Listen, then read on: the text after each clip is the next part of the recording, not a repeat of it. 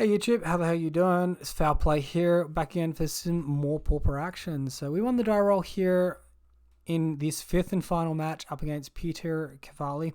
Currently 2-2, and we're keeping this spicy looking hand enabled by Lotus Petal here. So we're going to be able to empty most of our hand turn 1 and the remainder of it on turn 2. So be sure to go double green here. Scout, sprawl, second sprawl on white. It's only bad if we draw a second white aura here. Otherwise, we're going to be able to go Sentinel's Eyes plus Scout. Oh, so Ice Tunnel. We are reversing a deck with potential main deck Diabolic Edict. Alright, let's unload. It's bad against Suffocating Fumes, but it's good into making a clock. I guess maybe it's a little bit hasty to do this. Go ahead, attack. For our opponent's a fairy deck, and I think it's unlikely them playing a tapped land. Attacking could be a bit loose there, throwing away one of our creatures. Turns out it was fine. This is very likely just a Dimir control list, especially after seeing this one, right? Alright, so Abundant Growth, that is a good place to start. Let's go ahead and throw that down. Drawing a card. And hey, would you look at that? Bit of mana floating. We'll go ahead. Oh, opponent concedes. Alright, we finally find an aura. It's a very good aura. Get the victory.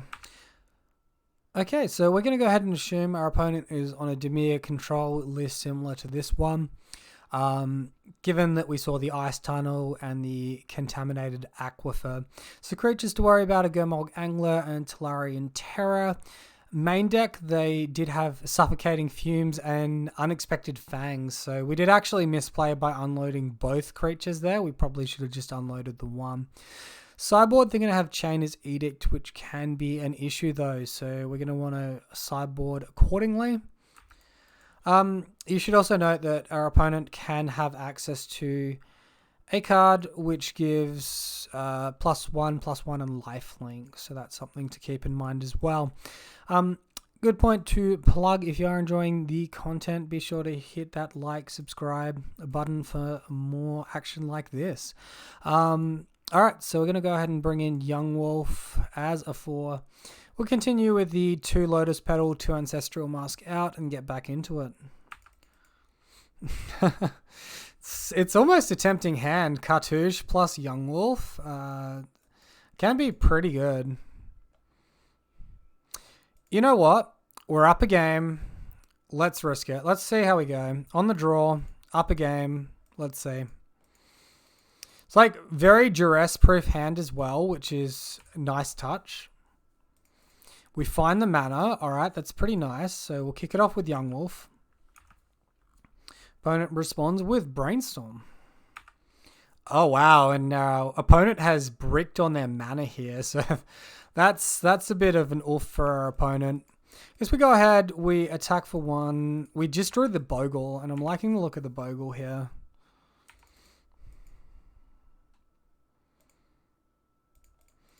So kick it off with Abundant Growth first, drawing a card. Rancor's somewhat nice. I wonder if we're supposed to slow roll the Bogle one more turn. Surely not. Surely not. Not when they're land screwed and they brainstorm non-land to the top. Very strange hand to keep without a shuffle effect. Alright, so another brainstorm. Finally seeing some mana our opponent. And, you know, we're seeing some good stuff as well. Keep it coming, deck. Keep it coming. We won't overextend on creatures into Suffocating Fumes. So this is plenty for now. Get those attacks happening. Oh, Spell Pierce on the Rancor. Interesting he didn't Spell Pierce the Warrior token. We do have Armadillo Cloak for Trample, so it's not the end of the world. Alright, opponent with Augur of Bolus, finding an instant or sorcery. And we do see Thought Scour there. Well, we go ahead and find another Rancor. I guess we just keep loading up a little bit here. Considering putting that on one of the other creatures, so we can attack with multiple creatures, but he's got 3 toughness, so there's no point. It's also good protection against suffocating fumes, neg 1 effect. I think suffocating fumes is the neg 2 one. Maybe it's Arms of Hader I'm thinking about. Still learning all the card names here. Alright, Tolarian Terror, that's a big fatty. My opponent did cast that Thought Cast. And we brick on mana, but we do find Ethereal Armor, so we're going to be able to continue being aggressive here.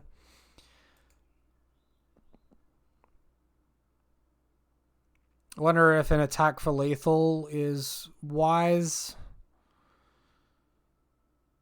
Otherwise, they're not forced to block. I kind of want to force them to block with the Tolarian Terror here.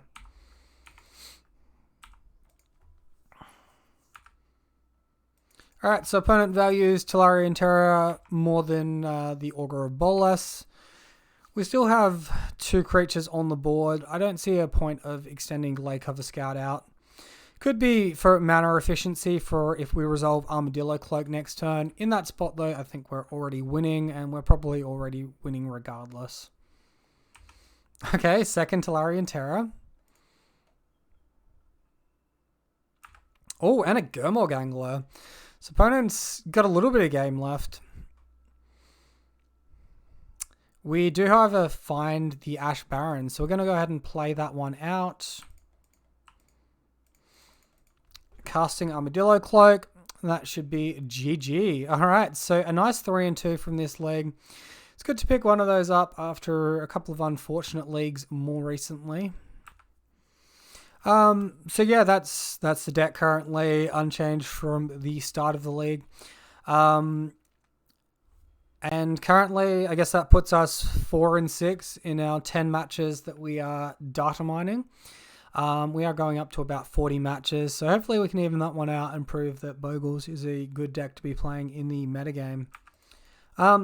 If you are new here, I am testing out Lotus Petal as a way to fix our mana to give us increased tempo and give us some shenanigans like a turn 1 Utopia Sprawl while being able to play out a creature still. I guess into an Edict deck on the draw. Turn 1 Utopia Sprawl, Slippery Bogle plus Cartouche gives you really good protection into Diabolic Edict or Chainer's Edict. Other interactions is like a turn 2 Armadillo Cloak, which could be kind of fun as well, or putting Abundant Growth onto an Ash Barrens or a Plains for that turn 1 forest that we might not have if we're lacking forest in hand. Alright, with all that out the way, I do like the sideboard changes we had here. I had Verse Fairies a few times with 3 Scattershot Archers in the sideboard and not quite being able to stick it or grind out the match post sideboard. But in the match that we had, game 3, we got 2 Scattershot Archers out and our opponent basically scooped off of that and very little board state outside of that. So yeah, I do hope you enjoyed the video, guys. I hope you're enjoying the series as well. If you like it, want to see more content like this, you know what to do down below. Hit that subscribe, hit that like, and comment what you're thinking of the deck so far. Till next time, guys, have a great day. I'll see you then.